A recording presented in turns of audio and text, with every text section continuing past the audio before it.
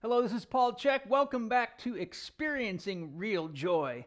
Today we're going to talk about the story gap, which is part 2 of my 3-part series. In part 3, I will share some of the practices that I personally use and teach my students and clients for their own self-healing and inner coherence and more efficiency in creating their dreams or the life that they want. So to begin with, I'd like to talk about what the story gap is.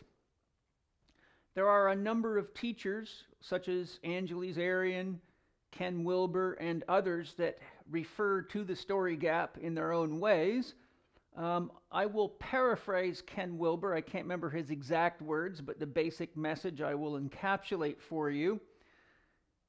I was listening to a lecture by Ken Wilber when he spoke about the story gap, and speaking of the story gap, he said, the greater the gap between the story you're telling yourself and the story you're telling others, the more likelihood you have of illness, injury, and disease. I would add to that, first, the greater the gap in the story that you tell yourself and the story you tell others, the greater the likelihood of fatigue, illness, injury, and disease. So what I'd like to do is share a diagram I've created and some concepts to help you understand what the story gap is and look into that a little more deeply.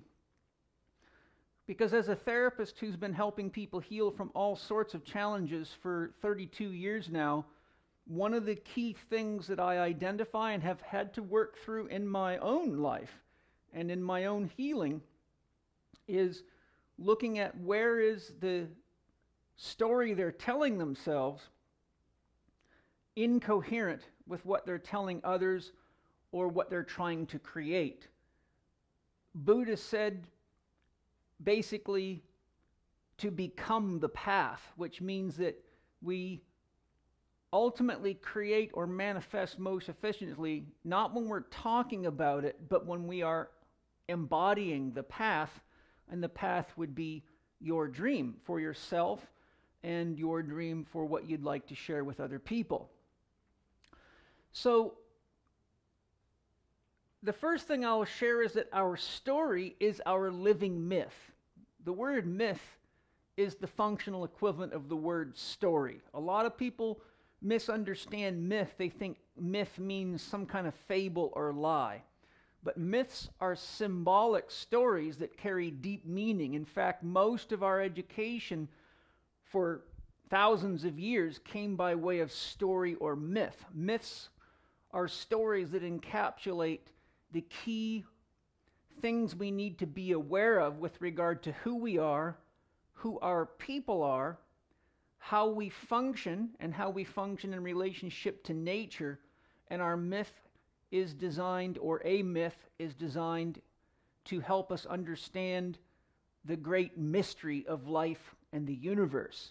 So myths actually have a very, very significant importance because without our myth, we really have no guiding principles. So your first tip is be careful about what stories you believe in, because if those stories are not empowering you to become more whole and to be more congruent within yourself, then they create a story gap. So a good example of that is there is a lot of religious myths that people embody as facts, or as Joseph Campbell would say, they interpret them as dictations, not connotations. So, for example, if you believe in a God that will burn you in hell for sinning, that is a myth that may or may not serve you. It's probably better to just become coherent than it is to run around fearing that you're going to burn in hell, because that won't enhance your sense of safety and security in yourself or the world, and it also leaves a person very nervous about this concept of death, and therefore you see people doing all sorts of things to try to avoid the death process which is really the whole genesis of the anti-aging field, but it comes with a lot more deception. So we want to not deceive ourselves in our myth. Myths are also stories designed to try to explain the unexplainable. And as advanced as science is, there's still more that's unexplainable than there is explainable. So at the end of the day, we're left with ourselves. We have to be very conscious about religious programming and therefore myths, and we have to be very conscious of science programming and myths. And science is really not on much more of a firm footing than religion is when you look at the fact that science keeps changing. You could, without a long discussion, all you got to do is study the history of science or look at Rupert Sheldrake's book. I can't remember, but it's on science. The title I cannot remember. But it goes into the sort of stories that science tells and how it manufactures truths and manipulates statistics. So once again, you have to be careful. So at the end of the day, if you can't interpret and embody the religious myths in ways that are nourishing and coherent for you, and you can't trust science, then you're left to the responsibility of being coherent within yourself. And that means that the story you're telling yourself matches the story you tell other people.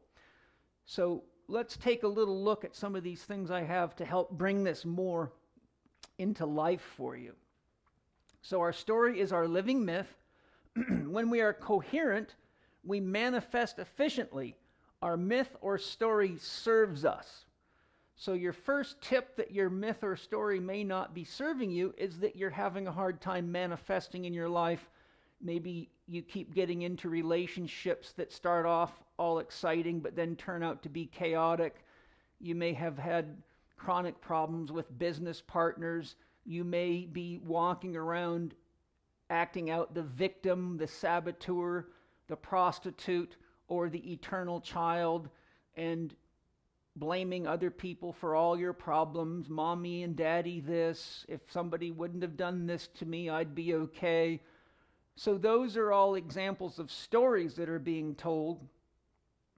But often those are the stories of children being told by people that look like adults. And that just leads to an extended childhood, which is what the eternal child archetype represents. Someone who does not want to accept responsibility for being an adult.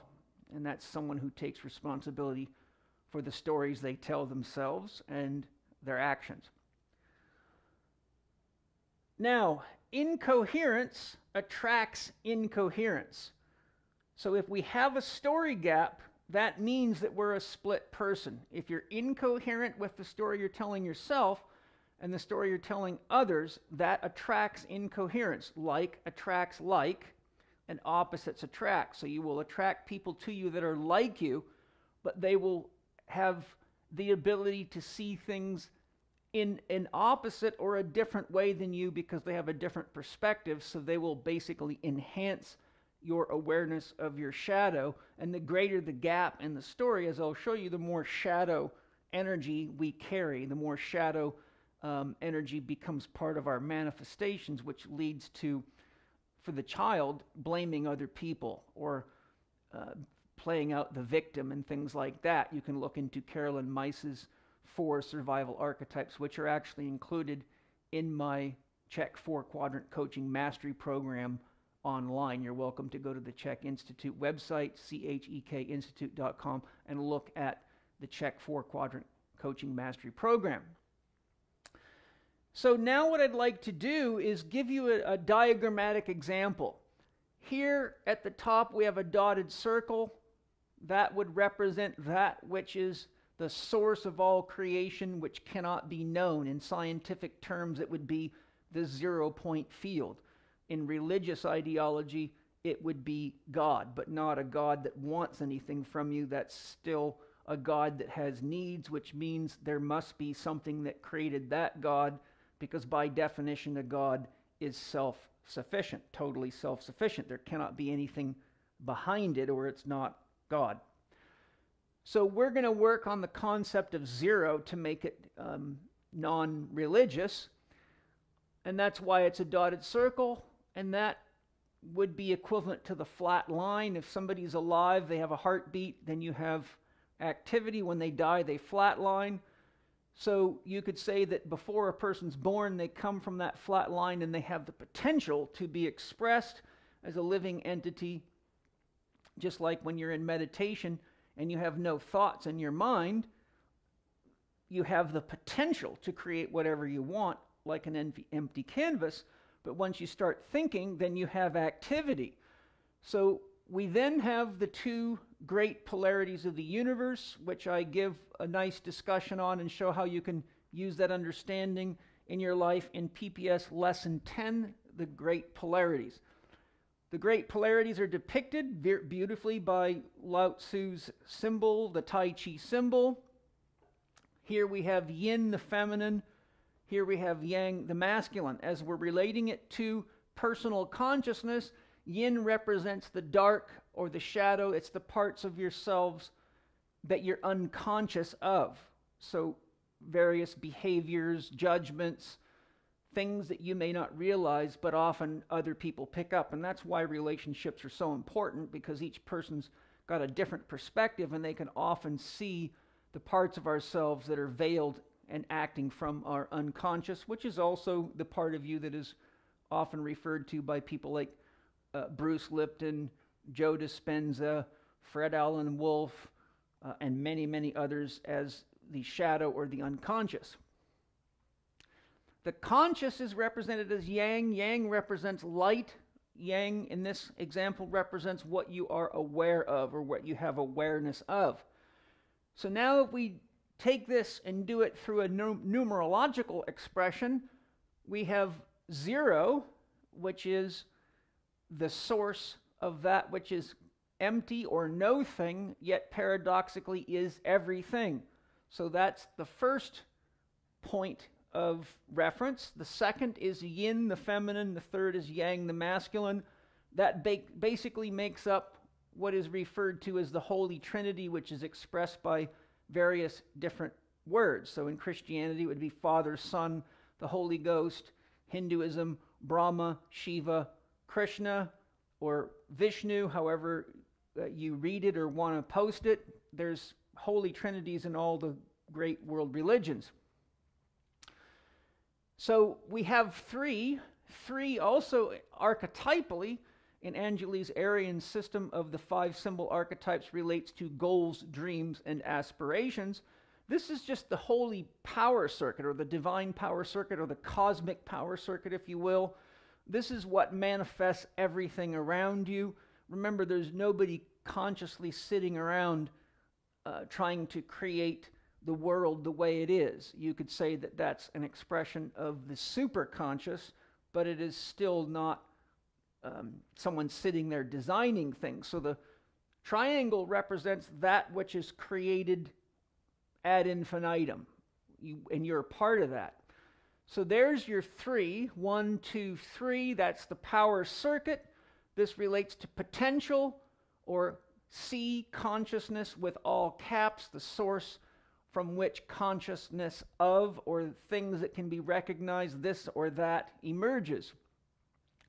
For something to be recognized, it has to be, shall we say, in the light, but every time you focus on something that is, you have to shut out everything else. If I say, look at the black cat, then the black cat is what you're looking at in the light.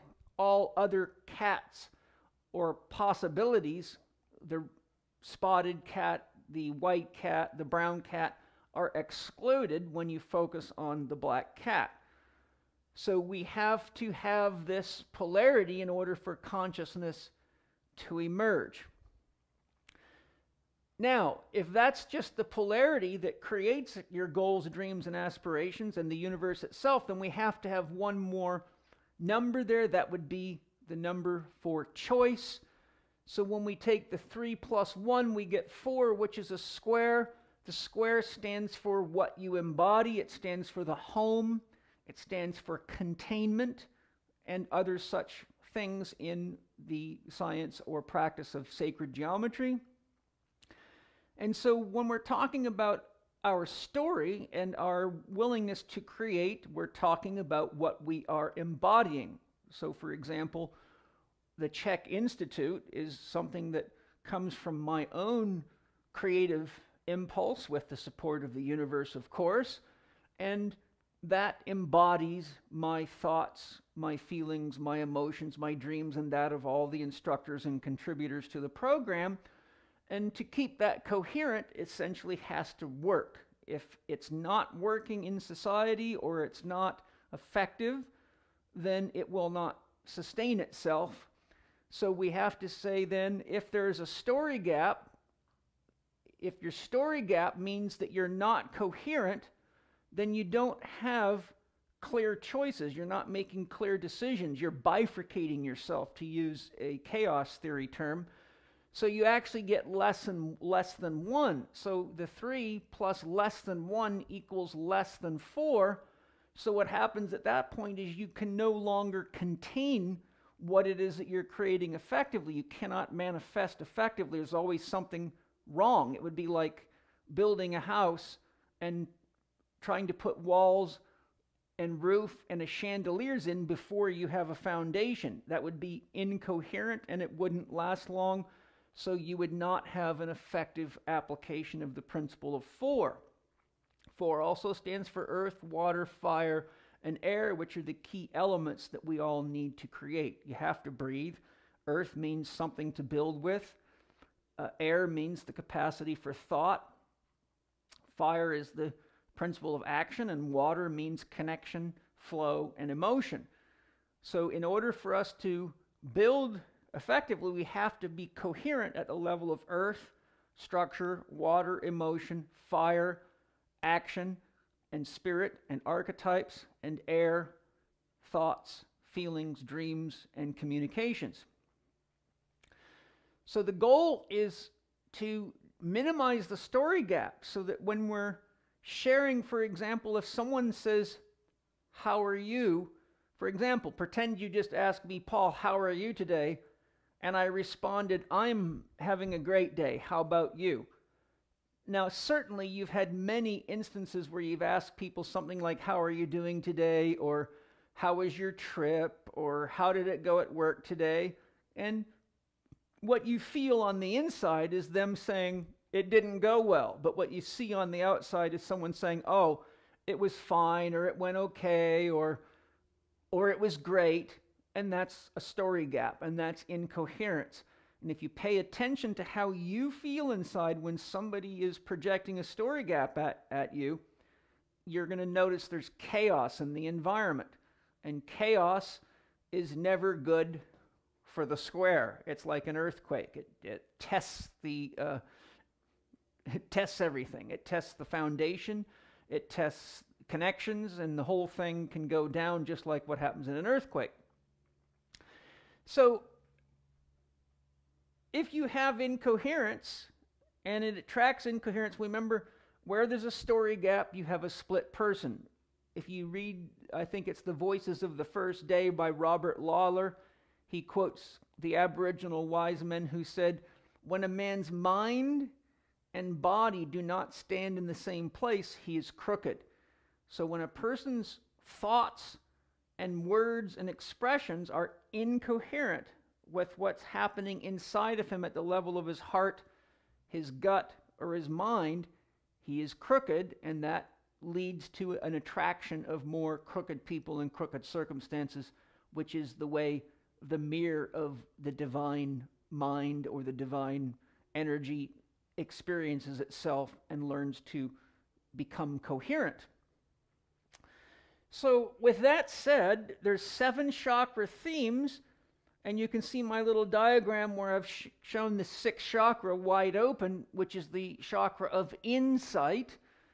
It means to look into yourself and to be honest with yourself. So some tips that I'd like to share with you today, which are things that I use myself. Believe me, I'm not trying to say I'm some Buddha that has no story gap. A lot of these things are unconscious, so we can be working diligently at closing the story gap, but that's what relationships do. If you're married, I'm sure your wife will be the first one to tell you when she thinks you're bullshitting yourself for other people, or your husband, and that's what relationships are for. And that's why you should be conscious of who you get into a relationship with.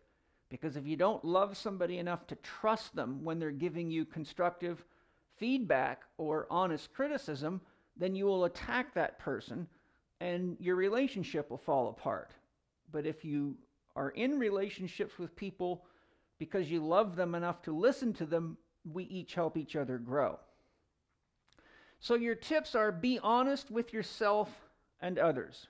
That is absolutely essential to closing the story gap. Remember, every time you heal a story gap, you free all that entangled energy, and now it's accessible not only for your creative pursuits, but it's accessible to your body to run your key biological systems such as digestion, elimination, thermoregulation, circulatory, nervous, hormonal, immune, etc. So in my experience coaching thousands of people with health problems, I can tell you as sure as I'm standing here, I find a lot of story gaps, and a lot of them, unfortunately, are protective mechanisms to cope with religious mythologies that are interpreted as actual fact when really it's a metaphor and we're supposed to look into the story. Believing in Santa Claus as a real person is an example of somebody who does not get the mythology of the story of Santa Claus. Believing in Batman and Superman as real people means you don't get the fact that it's a story and you're supposed to look at the themes and the messages within the story, not run around town looking to see if you can find the Batmobile or Superman getting changed in a phone booth, which is fine if you're a kid. That's fun. That's fun for a kid. But when you become an adult, that can be a bit of a waste of time and may be challenging for people in relationships with you. Okay? So when you're working with others to be honest with each other in relationships, we always want to deal not in woulda, coulda, shoulda, didn't. You should have, you could have, you would have, you didn't. Those are all judgments that separate you from somebody. Some basic nonviolent communication practices are: always express your wants, feelings, and need. Instead of, you said you would do this for me, you're such and such and such, that would be, I'm really feeling sad because you told me, if I remember correctly, that you would do X for me, and now Y is happening. That way you get rid of the judgment. You just say what is real for you. I am feeling sad, or I really wanted to be able to trust that you would open the office at 7 o'clock like we agreed, but it didn't happen, versus you're doing a shitty job, you're pissing me off, you've done this over and over again, which is not objective, that leads to problems. And then what are your needs? I really need to feel more safe and secure that when you accept the responsibility of opening the office, I can trust you to do it. Is there any way you can reassure me that this won't happen in the future? So these are the ways we begin closing story gaps. So the key thing is, in your relationships with others, instead of using blame and judgment or words that cause separation, work in the language of wants, feelings, and needs. And nobody can deny what your wants, feelings, and needs are. And if they do, then they probably are in a lot of pain and need some love and empathy and maybe some effective coaching from a therapist.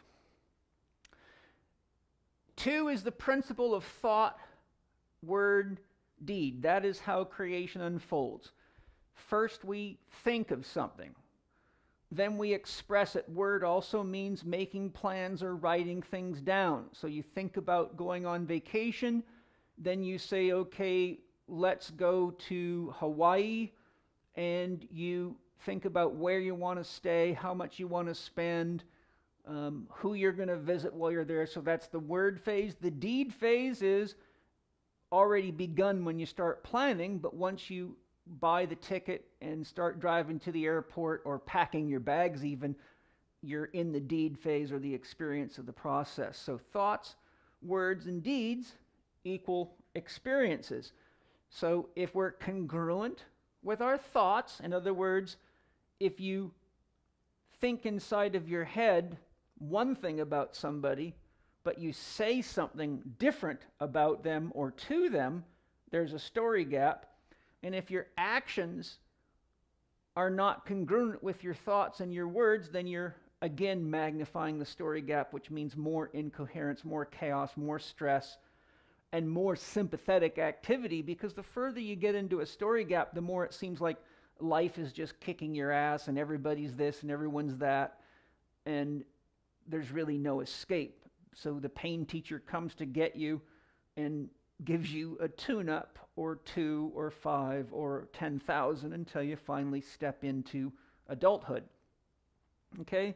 3 is practice spiritual growth. My definition of a spiritual person is simply this: a spiritual person is someone who takes responsibility for what they create moment to moment. I think anything else with regard to spirituality is potentially just fluff. It's froth. It's froth on your coffee. It's foam on your beer. It's nothing tangible. I don't think any of you that goes to a bar wants a whole glass of foam. You want a beer. So being a spiritual person, in the terms that I teach and live, means to take responsibility for what you create moment to moment, admit when you were wrong, try to do better the next time, give yourself empathy and compassion, become aware if that's a tendency, and then do whatever you need to do to remind yourself, okay, next time I see my mom or my dad, their tendency is to trigger me when they start talking to me about my sex life or my use of drugs or pot or whatever. If you're congruent within yourself and you're at peace within yourself and you're an adult, then just remember it's okay to let someone have their opinion. It doesn't mean that you have to buy into it or live it or let it bother you. That's what variety is all about. That's what consciousness does. It divides itself into individuals, so we have multiple perspectives. And remember, opinions are like assholes. Everybody's got one, and it's up to you to decide what's the difference between an opinion from an honest, loving person that cares about you versus someone who is just acting out their own story gap. So in conclusion, spirituality is the practice of taking responsibility of what you create moment to moment. Remember, all relationships are 50-50 deals. There's one of you and one of the other, or one of you and multiple others. But in relationships where there's 2 people, husband, wife, boyfriend, girlfriend, boss, worker, whatever you want, no matter what's going down, you're 50% of it. And if things are happening that you don't like and they keep happening and you keep participating, you can't deny that you are an accomplice to it. So sometimes you got to step up. And many times this is where the prostitute archetype is involved. You keep doing things for money, but you don't agree with it.